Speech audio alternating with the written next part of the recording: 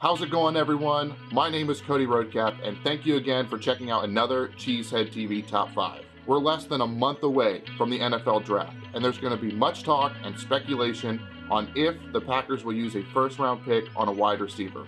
I mean, they almost have to use one of their first 4 in that top 60 range, right? Well, today's video, we're going to take a look at the top 5 rookie wide receiver options for the Packers. Before we get into the list, just a quick clarification. There's so many options in this year's class, so I'm going to focus on just the first and second round.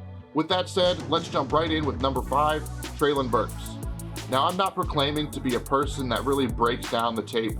There are a ton more qualified individuals at CHTV for that, but when you watch Burks' highlights, he's always making a play. He has the size the Packers typically like in a wide receiver, but his athletic testing isn't where it should be for the Packers. Burks has a 5.76 relative athletic score, and that's low enough to come off the Packers board completely. However, he is reported to be one of their top 30 visits, and if he impresses then, he could be back in play for the Packers.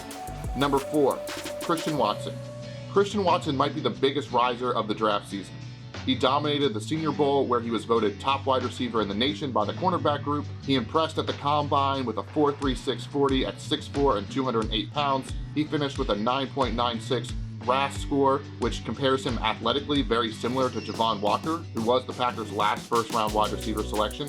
But he does come from a small school and would need some development and refinement to some aspects of his game. I think the Packers would love to add him in the draft.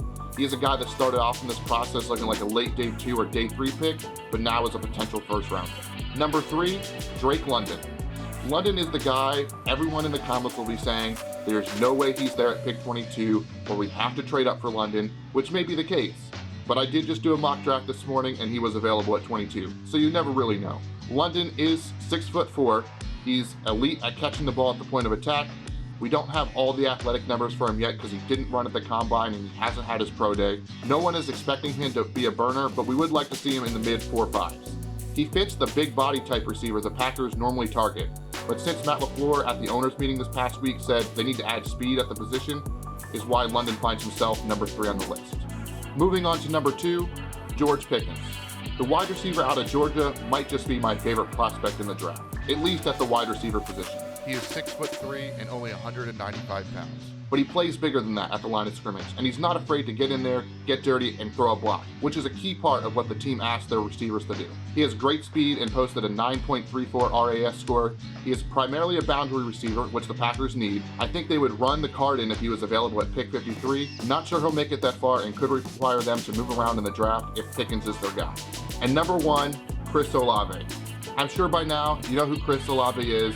If you're on Twitter, you've seen him in 90% of the mock drafts to the Packers. He's touted as the most pro-ready and the most polished route runner in the draft. And for a team looking to replace Davante Adams, he would seem like a perfect fit. He had an 8.64 RAS score with elite speed traits at a 4.39 40 and a 1.45 10-yard split. But the big question around him is his size.